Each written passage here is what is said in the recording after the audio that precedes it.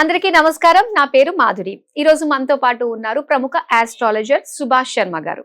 నమస్కారం గురుగారు. శ్రీమాత్రే నమః. గురుగారు, మాఘమాసానికి చాలా ప్రాముఖ్యత ఉంటుంది కదండి. ఇందులో వచ్చే పౌర్ణమి, మామూలుగానే పౌర్ణమి అంటేనే చాలా మంది ఇంట్రెస్ట్ గా చేస్తూ ఉంటారు. అలాంటిది మాఘ పౌర్ణమికి ఇంకా విశిష్టత, రెట్టింపు పుణ్య ఫలితం కూడా ఉంటుందంటారు. మరి ఎలాంటి ఫలితం మనం సంపాదించుకోవచ్చు, అలాగే ఆ రోజు చేసుకోవాల్సిన విధి విధానాల గురించి మాకు తెలియజేస్తారా? తప్పకుండా తెలియజేస్తాను. ముందుగా ప్రేక్షకులందరికీ శ్రీమాత్రే నమః, శ్రీ గురుభ్యో నమః. ఓం జ్ఞాని నామ్నపి చేతాంసి దేవి భగవతి హిసా బలాయ కృష్యమోహాయ మహామాయ ప్రయశ్చతి. మాఘ పౌర్ణిమ ఎందుకింత ప్రత్యేకత అంటే, మాఘమాసం అంటేనే శుభానికి సంకేతం. శుభముహూర్తాలకు ఆరంభమయ్యేటటువంటి రోజు మాఘమాసం. ఎందుకంటే జనవరి మాసం అంతా కూడా పౌష్య మాసము, శూన్య మాసం అని పిలుస్తూ ఉంటాం. ఆ సమయాల్లో ఇలాంటి శుభకార్యాలు కూడా చేయరు. అమావాస్య అయిపోయింది, మాఘమాసంలోకి అడుగు పెట్టాము అంటే పెళ్ళిళ్ళు, గృహప్రవేశాలు, నామకరణలు, తర్వాత అక్షరాభ్యాసం, ఇలా ప్రతి ఒక్క శుభకార్యం కూడా ఆరంభమయ్యేటటువంటి రోజు ఈ మాఘమాసము, శుభమాసము అని పిలుస్తూ ఉంటారు. అలాగే పెళ్ళిళ్ళకు కూడా చాలా ప్రత్యేకమైనటువంటి మాసం మాఘమాసం. ఈ మాఘమాసంలోనే దేవతలకు సంబంధించినటువంటి ఎన్నో క్రతువులు, వాళ్ళ యొక్క జననములు, వాళ్ళ యొక్క ఆవిర్భావములు అయినటువంటి మాసం కూడా ఈ మాఘమాసమే అని చెప్పడం జరిగింది. జపాలకు, తపాలకు, హోమాలకు, దానాలకు, ధర్మానికి ఈ యొక్క మాసం పెట్టినటువంటిది పేరుగా చెప్పడం జరుగుతుంది. ఎందుకంటే మనకు వసంత పంచమి, సరస్వతీదేవి యొక్క ఆవిర్భవించినటువంటి రోజు వసంత పంచమిగా జరుపుకుంటాం. అది మాఘమాసంలోనే. ఆ తర్వాత స్కంద షష్ఠి అంటే స్కందుడు పుట్టినటువంటి రోజుగా కూడా జరుపుకునేటటువంటి మాసం మాఘమాసమే. అందులోనూ రథసప్తమి, సూర్య భగవానుడు పుట్టినటువంటి రోజు కూడా మాఘమాసం సప్తమి రోజున ఆవిర్భవించాడని కూడా చెప్పడం జరిగింది. అందుకే మాఘమాసంలో రథసప్తమి జరుపుకుంటాము. అలాగే భీష్మ ఏకాదశి కూడా మాఘమాసంలోనే రావడం జరుగుతుంది. అలాగే పౌర్ణిమ అంటే ఇన్ని రకాలైనటువంటి దేవతలకు సంబంధించినటువంటి క్రతువులు కూడా చేసుకునేటటువంటి మాసము కాబట్టి ఈ మాసానికి అంత పేరు. అందులోనూ మాఘ పౌర్ణిమకు మరింతగా రెట్టింపు. ఎందుకంటే శక్తిని ఆరాధన చేసుకోవడానికి. అలాగే ఈ పౌర్ణమి, అమావాస్యలు దేనికి సంకేతం అంటే అమ్మవారికి సంకేతము. అమ్మవారి యొక్క ఆరాధనకు, అమ్మవారి యొక్క ఉపాసనకు, అమ్మవారి యొక్క సాధనకు పెట్టినటువంటి పేరు ఈ మాఘమాసం పౌర్ణిమ. ఇప్పుడు మామూలుగా ప్రతి పౌర్ణిమ, అమావాస్య అమ్మవారికి చాలా ప్రీతికరమైనటువంటిది. కానీ ఈ మాఘ పౌర్ణిమ అనేటటువంటిది ఇంకా ప్రత్యేకమైనటువంటిది. మామూలు రోజుల్లో 10 పుణ్యం వస్తే మాఘ పౌర్ణమి రోజున 100 పుణ్యం సంపాదించుకోవడానికి ఈ పౌర్ణిమ అంత శుభానికి సంకేతం. ఎందుకంటే ఇన్ జనరల్ గా చెప్పాలి అంటే, మామూలుగా మన ఇంట్లో ఉన్నటువంటి వారు ప్రతిరోజు మనల్ని పలకరిస్తారు, ప్రతిరోజు మనకు హాయ్ బాయ్ అని చెప్తూ ఉంటారు. కానీ స్పెషల్ డేస్, కొన్ని మనుషులు కొన్ని పుట్టినరోజులు కానీ, పెళ్లి రోజులు కానీ, ఆ రోజున మనకు స్పెషల్గా విషెస్ ఎలా తెలియజేస్తారు, ఆ రోజున మనం చాలా సంతోషపడుతూ ఉంటాము, అయిన వాళ్ళు మనకు విషెస్ చెప్పారు కదా.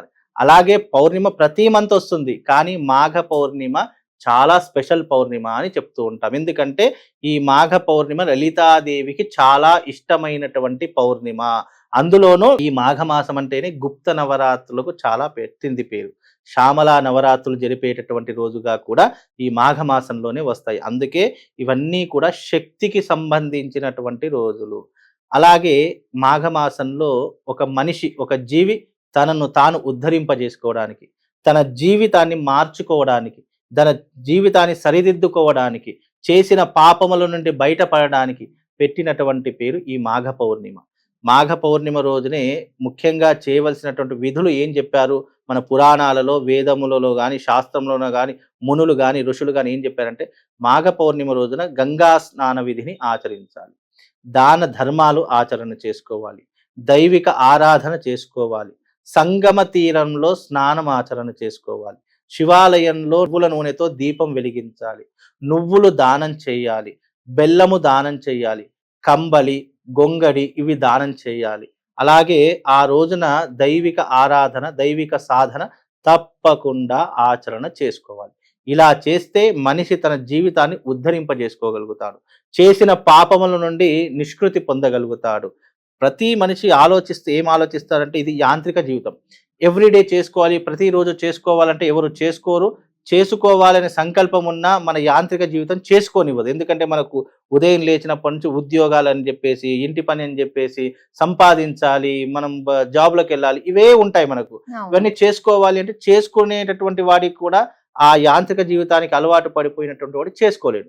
కనీసము ఈ యొక్క మాఘమాసంలో చెవితి తీర్థ రోజునందు గాని, లేదా పౌర్ణమి రోజునందు గాని, లేదా పౌర్ణమి అమావాస్య తిథి నందు గాని, ఏకాదశి రోజున కనీసం ఈ తిథులనైనా ఉపయోగించుకుంటే ఈ మాఘమాసం మొత్తం కూడా స్నానం చేసిన పుణ్య ఫలితము, భగవంతుని యొక్క సంపూర్ణమైనటువంటి అనుగ్రహం కలుగుతుంది అని మనం చాలా మట్టుకు చెప్తూ ఉంటాం. కాబట్టి ఈ మాఘమాసంలో పౌర్ణమి రోజున తప్పకుండా సంగమ స్నానం, అంటే సంగమ స్నానం అంటే అర్థం ఏంటంటే ఒకటికి మించి ఎక్కువ నదులు ఎక్కడైతే కలుస్తాయో, సంగమిస్తాయో ఆ సంగమ తీరంలో స్నానం ఆచరించడం వల్ల మన జన్మాంతరాల వరకు చేసిన పాపములన్నీ కూడా వెళ్ళిపోతాయి. అది కూడా ఎప్పుడు చేయాలి? చాలా మంది బ్రహ్మ ముహూర్తంలో చేయాలి, బ్రహ్మ ముహూర్తంలో లేవాలి. అసలు బ్రహ్మ ముహూర్తంలో లేస్తే ఎలాంటి ప్రయోజనం కలుగుతుందని ఎవరికీ తెలియదు. నిజంగా బ్రహ్మ ముహూర్తం ఎందుకు చెప్తాము అనంటే గనక, మనం ఎప్పుడైనా పౌర్ణమి అనేటటువంటి దేనికి సంబంధించి చంద్రుడికి సంబంధించినటువంటి తిథి. కాబట్టి చంద్రుడికి సంబంధించినటువంటి తిథిలో మనము ఎప్పుడైతే చంద్రోదయం సమయంలో దాని నుంచి వచ్చేటటువంటి కాస్మిక్ ఎనర్జీ ఏదైతే ఉంటుందో ఆ ఎనర్జీ ఎవరు తీసుకుంటారంటే మొట్టమొదటిగా జలం తీసుకుంటుంది. దాని తర్వాత ప్రకృతి అంటే చెట్లు, చేమలు ఇవన్నీ కూడా తీసుకుంటాయి. ఎప్పుడైనా గమనించండి, చెట్ల పైన ఈ యొక్క నీటి పదం ఏర్పడుతూ ఉంటుంది. మరి అది ఎక్కడి నుంచి వస్తుంది? చంద్రుడి యొక్క కాస్మిక్ ఎనర్జీ నుంచి వస్తుంది. ఆ చంద్రుడి నుంచి వచ్చే కాస్మిక్ ఎనర్జీ ఏదైతే ఉంటుందో అది మొట్టమొదటిగా నీటి పైన, దాని తర్వాత ఈ వృక్ష జాతి మీద పడుతూ ఉంటుంది. నీటి మీద పడినటువంటి ఆ కాస్మిక్ ఎనర్జీ ఆ బ్రహ్మ ముహూర్తంలో చేసేటటువంటి స్నానం ఏదైతే ఉంటుందో, మన శరీరం ఎప్పుడైతే ఆ నీటిలో మునిగి ఉంటుందో దానిలో ఉన్నటువంటి కాస్మిక్ ఎనర్జీ అంతా మనిషి దేహానికి అంటి పెట్టుకొని ఉంటుంది. అందుకే కాస్మిక్ ఎనర్జీ, చంద్రుడు దేనికి కారకుడు? ఔషధ కారకుడు ప్లస్ ఆరోగ్య కారకుడు, మానసికానికి కారకుడు. కాబట్టి మనసు ప్రశాంతంగా ఉండాలన్నా, మనిషి ఈ యొక్క ఐహిక భోగ సుఖాల నుండి విముక్తి పొందాలన్నా బ్రహ్మ ముహూర్తంలో స్నానం ఆచరించడం వల్ల మనసు ప్రశాంతం అవుతుంది. మనకున్నటువంటి 365 రోగాలు నయం కావడానికి ఆ యొక్క గంగాజలం ఉపయోగపడుతుంది. ఎప్పుడైతే సూర్యుడు ఉదయిస్తూ ఉంటాడో, ఎప్పుడైతే సూర్యుడు యొక్క తాకిడి నీటి మీద పడుతుందో ఆ ఎనర్జీ అంతా కూడా మాయమైపోతుంది. సూర్యుడి యొక్క వేడికి ఆ ఎనర్జీ అంతా కూడా మాయమైపోయి దాంట్లో ఉన్నటువంటి ప్రాణశక్తి కోల్పోతుంది. మీరు ఎప్పుడైనా గమనించండి, రాత్రి పూట ఒక మట్టి పాత్రలో నీళ్లు పోసి మన టెర్రస్ మీద కానీ ఎక్కడైనా పెట్టండి, అవి ఎంతవరకు పోసావో అంతవరకు అలాగే ఉంటాయి ప్రొద్దున తీస్తే. అదే మనం ప్రొద్దున మట్టి పాత్రలో నీళ్లు పోసి సాయంత్రం తీసామనుకో నీళ్ళని ఇంకిపోతాయి. కారణం ఏంటి అంటే ఆ యొక్క సూర్య భగవాన్ యొక్క తత్వం ఏంటి అంటే, ఏదైతే భూమి మీద ఉన్నటువంటి కాస్మిక్ ఎనర్జీ ఏదైతే ఉంటుందో అంతా కూడా స్వీకరించేసుకుంటాడు. మళ్ళీ చంద్రుడు వచ్చే సమయంలో మళ్ళీ కాస్మిక్ ఎనర్జీ భూమి మీద పడుతుంది. అందుకే మనం బ్రహ్మ ముహూర్తంలో ఏ పని చేసినా కూడా, స్నానం చేసినా కూడా, లేదు అనంటే గనక మనం దైవిక ఆరాధన చేసినా, మంత్ర జపం చేసినా అది మనం జీవితానికి ఉద్ధరింపజేసేటటువంటిది అని. అందుకే ఈ మాఘమాసంలో చక్కగా గంగా స్నానం చేయండి. నువ్వులు దానం, మన పిడికెడు నువ్వులు మన చేతిలో ఎన్నైతే నువ్వులు ఉంటాయో అన్ని దానం చేసినా ఆ పిడికెడు నువ్వులు చేతిలో ఎన్ని గింజలు ఉంటాయో అన్ని గింజలు లెక్క పెట్టలేం మనం. కాబట్టి అన్ని తరాలు మన యొక్క జీవితం ఉద్ధరింపబడుతుంది. అందుకే ఆ రోజు నువ్వులు దానం చేయాలి, ఆ రోజున బెల్లం దానం చేయాలి, ఆ రోజున విశేషంగా వస్త్రదానం, పేదవారికి అన్నదానం, ఇలాంటివి చేయడం ద్వారా మనకేమవుతుందంటే మనకు తెలియకుండానే మన జీవితం ఉద్ధరింపబడుతుంది. మనిషి జీవితంలో పుణ్యం సంపాదించుకోవాలి అంటే అది 2 మార్గాల ద్వారానే సాధ్యం. ఇంకా నువ్వు ఏం చేసినా పుణ్యం సంపాదించుకోలేవు. ఒకటి స్నాన విధి, స్నానం ఏం చేస్తుందో మన దేహాన్ని శుద్ధి చేస్తుంది. రెండవది దాన విధి, దానం ఏం చేస్తుందంటే మనం చేసిన పాపాలను దూరం చేస్తుంది. ఎప్పుడైతే దానం చేసే గుణం ఉంటుందో వారికే డబ్బు ఆకర్షించబడుతుంది. నాకు డబ్బు కావాలి, డబ్బు సంపాదించాలంటే రాదు. నీ మనస్సులో దానం చేసే గుణం ఉన్నప్పుడే నీకు డబ్బు ఆటోమేటిక్గా జనరేట్ అవుతూ ఉంటుంది.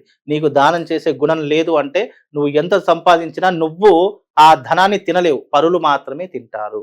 కాబట్టి ఎప్పుడైనా పుణ్యం సంపాదించుకోవాలంటే గంగా స్నాన విధిని ఆచరించాలి, దానం అనేటటువంటి చేసుకోవాలి. అలాగే ఈ పౌర్ణమి రోజున ఈ రకమైనటువంటి దాన్ని వినియోగించుకుంటే తప్పకుండా జీవితము సుఖమయంగా ఉంటుంది, అదృష్టవంతంగా మారిపోతుంది. చాలా చక్కగా వివరించారు గురుగారు. మాఘ పౌర్ణమికి ధన్యవాదాలండి.